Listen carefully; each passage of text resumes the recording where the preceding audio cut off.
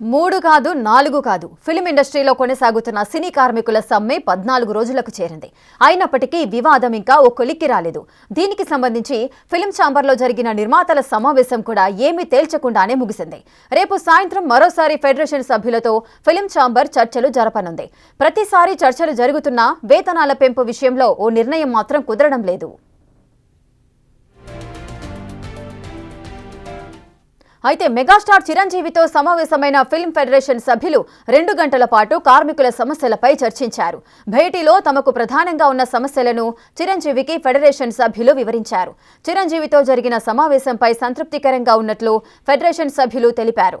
సినీ పరిశ్రమలో ఉన్న 24 క్రాఫ్ట్స్ సంఘాల కార్మికుల సమస్యలను చిరంజీవి దృష్టికి తీసుకెళ్లామన్నారు. మొత్తానికి 2-3 రోజుల్లో సినీ పరిశ్రమ వివాదానికి ఓ పరిష్కారం దొరుకుతుందంటూ ఫెడరేషన్ సభ్యులు ఆశాభావం వ్యక్తం చేస్తున్నారు. వాళ్ళు సండేలు అన్నారు, సండేలకు మేము ఫ్లెక్సిబిలిటీ ఇస్తామని చెప్పాము. ఆ ఫ్లెక్సిబిలిటీ కూడా రేపు సభ్యులతో మాట్లాడి వచ్చిన తర్వాత చెప్తామని చెప్పాము.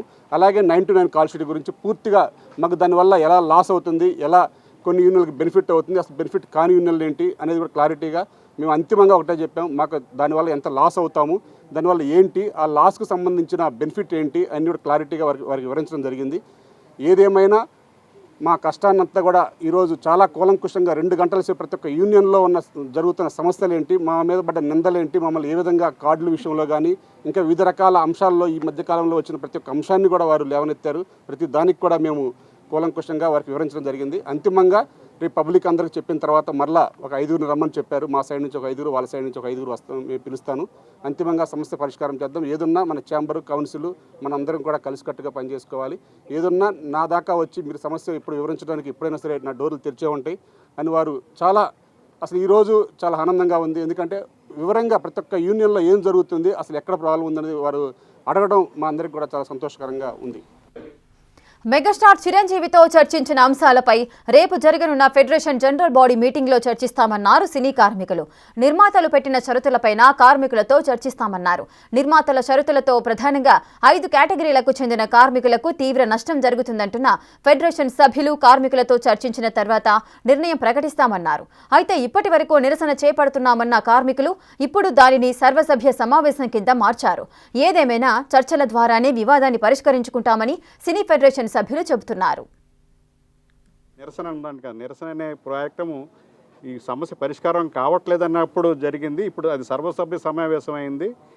ప్రొడ్యూసర్ల యొక్క రిక్వెస్ట్ని కూడా రేపు సభ్యులందరికీ తెలియజేసి వాళ్ళకి మన సపోర్ట్ కావాలంటున్నారు, మీరు ఎంతవరకు చేయగలరు, ఇందులో వైఎం మీడియాగా మనం ఏం చేయగలము, అలాగే వాళ్ళు వైఎం మీడియాగా మనకి ఏం చేయగలరు అనేది డెఫినెట్గా ప్రతిసారి ఇంతకన్నా ఎక్కువ రోజులు 40 రోజులు 30 రోజులు కూడా షూటింగ్ లాగిన సందర్భాలు ఉన్నాయి. మద్రాసులో కూడా చాలా సందర్భాలు ఇలా జరిగినాయి. ఇదేం కొత్త కాదు. కాకపోతే ఈసారి మా ఇప్పుడున్న పరిస్థితి ట్రేడ్ ప్రకారంగా మా కష్టాలను అర్థం చేసుకోవడానికి ప్రొడ్యూసర్లు రిక్వెస్ట్ చేస్తున్నారు, అలాగే చిన్న నిర్మాతల రిక్వెస్ట్ ఉంది. ఇవన్నిటిని ఆలోచించుకుని అలాగే టెక్నీషియన్ల కష్టాలు ఉన్నాయి. ఇందులో ఒక 5-6 యూనియన్లు ఈ 12 గంటలే కాకుండా ముందు ఒక 2 గంటల తర్వాత 2 గంటలు కూడా కష్టపడేవాళ్ళు ఉన్నారు.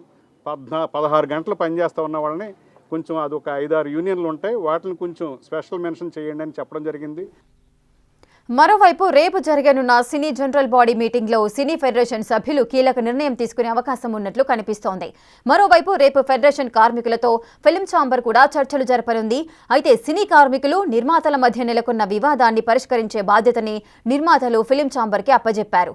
ఛాంబర్ తీసుకున్న నిర్ణయమే తుది నిర్ణయం అంటున్నారు. మరోవైపు తాము కూడా నిర్మాతలకు సహకరిస్తామని కార్మికులు చెబుతున్నారు. ఈ పరిణామాలన్నీ చూస్తుంటే వివాదానికి 2 రోజుల్లో ఫుల్ స్టాప్ పడేలా కనిపిస్తోంది. మరి ఏం జరుగుతుందో చూడాలి.